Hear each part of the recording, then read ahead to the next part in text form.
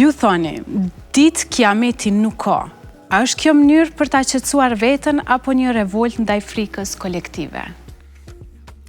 Vdekja është mister i madh, Elita. Në letërsi nuk ka mister më të madh se sa vdekja. Prandaj kjo temë është preokupimi jonë i vazhdueshëm. Nuk keti një poet, një shkrimtar, që nuk ka shkruar apo nuk shkruan për vdekjen, apo që nuk e mendon vdekjen, edhe pse është një thënie filozofike, ndoshta shumë e harxhuar, që thotë njeriu frigohet për vdekje s'kot, sepse ai nuk takohet me vdekjen kurrë. Sepse derisa është njeriu, vdekja nuk është. Kur vjen vdekja nuk është njeriu. Ata nuk takohen asnjëherë, mirë po gjithmonë mbetet ai misteri i madh, ajo tema e madhe, ashtu siç thashë poezia. Kur shkruani që dashuria vret më shumë se pushka, a flisni për një plagë personale apo për një të vërtet universale? Të vërtet universale, sepse unë u takoj atyre cilët mendojnë që poezia nuk është biografi. Nuk është biografi. Naturisht shkrimtari, poeti nuk shkruan me ndjenjat huaja, shkruan me vetat, mirë po megjithatë unë mendoj që poezia nuk është biografi dhe jo domosdoshmërisht janë qëndrime apo ndjenjat personale cilat shfaqen në një poezi.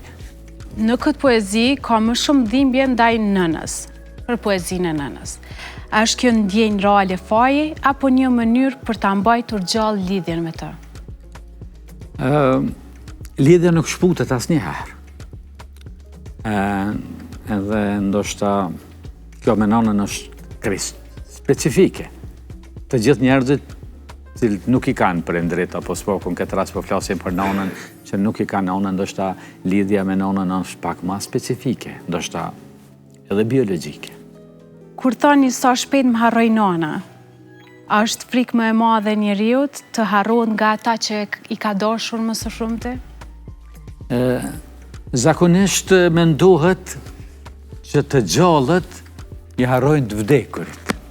E unë këtu kisha shpreh një revolt, sepse thash, ajo më ka harru mu, se unë nuk e harroj asnjëherë. Mirë po ajo më ka harru, është normale. Nuk është paraqit, më prej asoj kohë, vetëm ndjenjat e mi janë atë lidhjen time, po kështu fizikisht madje edhe në ndër shumë rallë. Vajtimi i poetit që nuk lexohet, a e keni ndjerë ndonjëherë që po shkruani për askë, apo kjo është drama që çdo poet e krijon vetë? Thëmë drejten, është një poezi, megjithatë, pse duket dëshpëruese është inkurajuese për poetet e tjerë, sidomos për ata poet të cilët mendojnë që nuk po lexohen. Mirë po, ju kam thënë që s'duhet heqin dorë asnjëherë në shkrim. Dhe kam thënë poezia ime e fundit e kishte vetëm një lexues. Edhe ai isha unë. E lexova 3 herë gabim dhe pastaj e hoqa postimin, them as poezi, as libër i ardhshëm që do ta shkruaj nuk do të lexohet nga askush, por ai do të hapet vetë nga era. Sa e bukur.